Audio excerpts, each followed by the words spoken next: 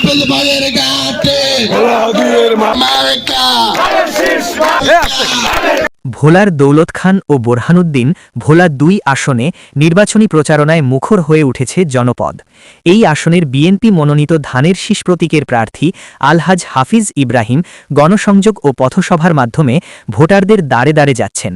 গতকাল ৬ ফেব্রুয়ারি সন্ধ্যা ৮টায় দৌলত খান উপজেলার মেদুয়া ইউনিয়নের মুন্সিরহাট ও মাঝিরহাটে এক বিশাল পথসভা অনুষ্ঠিত হয়।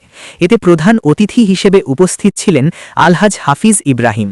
পথসভাকে কেন্দ্র করে সন্ধ্যা থেকেই স্থানীয় বিএনপি ও অঙ্গ সংগঠনের নেতাকর্মীদের মাঝে ব্যাপক উৎসাহ উদ্দীপনা লক্ষ্য করা যায়। মেদুয়া ইউনিয়ন বিএনপি সভাপতি খোকন মিয়ার নেতৃত্বে বিএনপি, যুবদল, ছাত্রদল সহ সকল সহযোগী সংগঠনের নেতাকর্মীরা মিছিল নিয়ে সভাস্থলে সমবেত হন এবং হাফিজ ইব্রাহিমকে ফুলেল শুভেচ্ছায় স্বাগত জানান। পথসভায় প্রধান অতিথি হিসেবে বক্তব্য রাখেন আলহাজ হাফিজ ইব্রাহিম।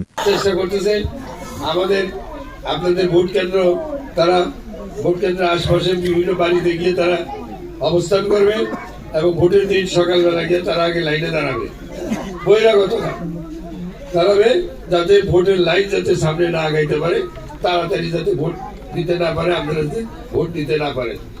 কেননা তারা ইতিমধ্যে জেনে গেছে তাদের আল্লাহ চাইতো বলা দিয়ে তাদের ভোট নাই, ভোট দিতে যখন যাবে সে যে ব্যালট ফালাইতেছে তখন দেখবে যে ব্যালট সে তারটাই ভালাইতেছে না আরো কিছু ভালাইতেছে, তাইলে সাথে সাথে ধরে ফেলবে যে এই জালিয়াতি করতে আসছে। সব উত্তরসূরি তারেক রহমানের আহ্বানে আমরা সবাই আপামর সকলে মা বোনরা সবাই মিলে ভাইরা মিলে আমরা ধানের শীষে 12 তারিখে সারাদিন